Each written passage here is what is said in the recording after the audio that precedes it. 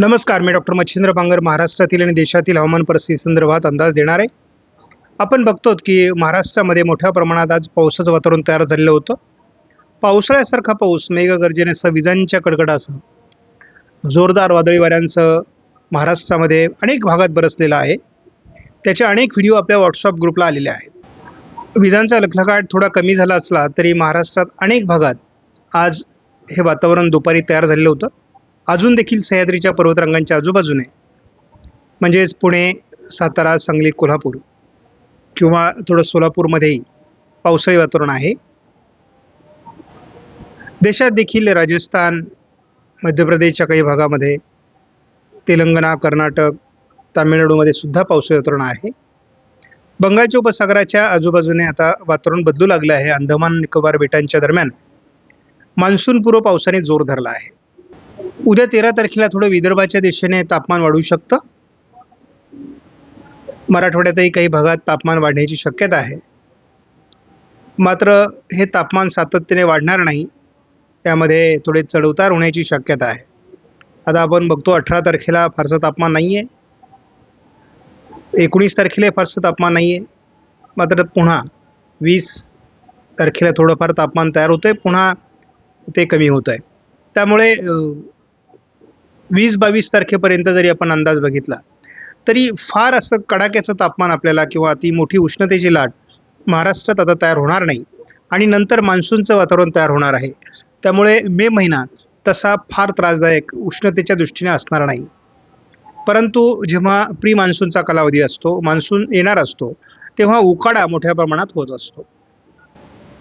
जसं आज महाराष्ट्रामध्ये पावसाळी वातावरण होतं तसंच उद्या देखील पावसाळी वातावरण राहणार आहे. काही ठिकाणी एवढा चांगला पाऊस होईल की ओढे नाले सुद्धा वाहू शकतात अशी परिस्थिती आहे. कारण आपण कालच बघितलेलं आहे की नंदुरबार जिल्ह्यामध्ये एका नदीला पूर देखील आलेला होता. जेव्हा ढगफुटी सदृश्य पाऊस काही भागात होतो तेव्हा त्या ठिकाणचे स्थानिक ओढे नाले, नद्या वाहू लागतात.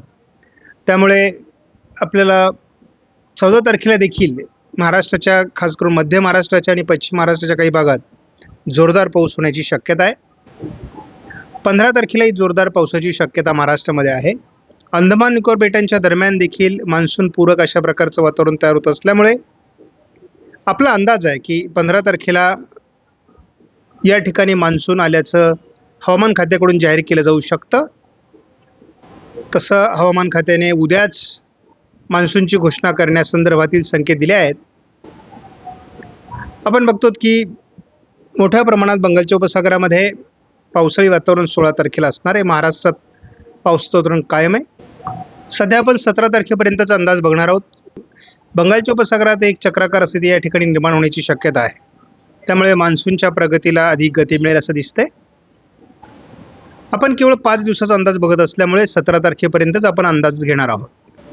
या मॉडेलने देखील उद्या महाराष्ट्रामध्ये पावसाची शक्यता वर्तवलेली आहे. आपण बघतो 13 तारखेला मध्य महाराष्ट्र, पश्चिम महाराष्ट्र, कोकण असं थोडं पावसाळी वातावरणाचा अंदाज आहे. उत्तर महाराष्ट्र, विदर्भात थोडं ते प्रमाण कमी असेल. 14 तारखेला यामध्ये वाढ होण्याची शक्यता आहे. दक्षिण मराठवाडा, पश्चिम महाराष्ट्र, मध्य महाराष्ट्र, कोकण असं वातावरण राहण्याची शक्यता आहे. परंतु कोकणाच्या सर्वच जिल्ह्यांमध्ये हा पाऊस होणार नाही.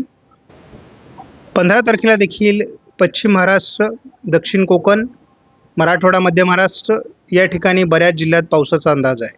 मी यापूर्वी सांगितले 15 मेच्या दरम्यान अंदमानात मान्सून सक्रिय होईल. 16 तारखेपासूनच त्याची पुढची प्रगती देखील दरमजल सुरू होऊ शकते. 17 तारखेला आपण बघतो तर टप्प्याटप्प्याने मान्सूनची प्रगती होऊ शकते. आणि आपण हेही बघतो की महाराष्ट्रामध्ये बऱ्याच भागात येत्या 5 दिवसामध्ये पावसाळी वातावरण असणार आहे. मेघगर्जनेसह विजांच्या कडकडाटासह जोरदार पाऊस महाराष्ट्रात होण्याची शक्यता आहे. सुरुवातीला ECMW मॉडेलचा 5 दिवसाचा एकत्रित अंदाज आपण बघणार आहोत 17 तारखेपर्यंत. आणि यामध्ये आपण बघतो की खास करून बंगालच्या उपसागरामध्ये संपूर्ण महाराष्ट्राच्या काही भागात, अरबी समुद्रामध्ये देखील पावसाळी वातावरणाची शक्यता आहे.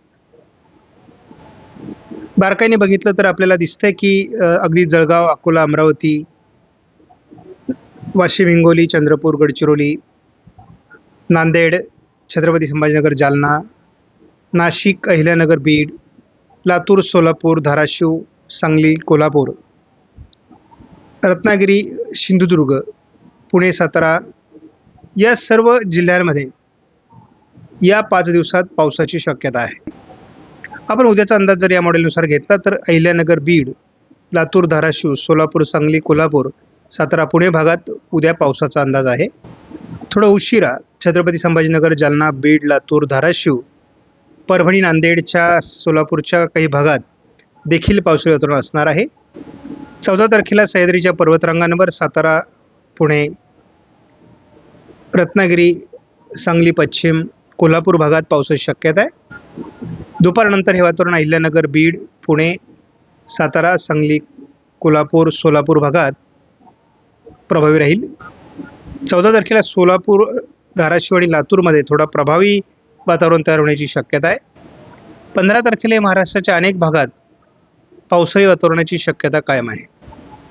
16 तारखेलाही अहिल्यानगर, पुणे, सातारा, सांगली, कोल्हापूर भागात पावसाळी वातावरण लवकरच तयार होईल.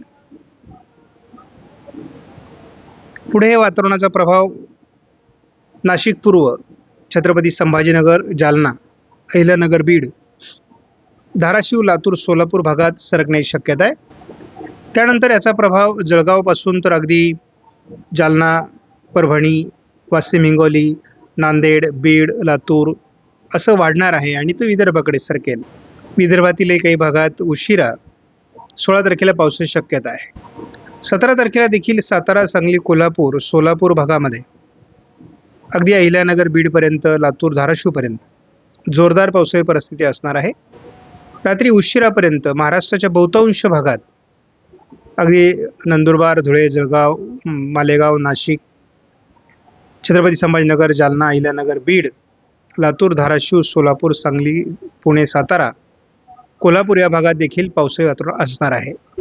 त्यामुळे एकूणच या 5 दिवसात देखील महाराष्ट्रामध्ये मान्सूनपूर्व पावसाचा मेघगर्जनेसह विजांच्या कडकडाटासह वादळी वाऱ्यांचा जोरदार प्रभाव राहणार आहे.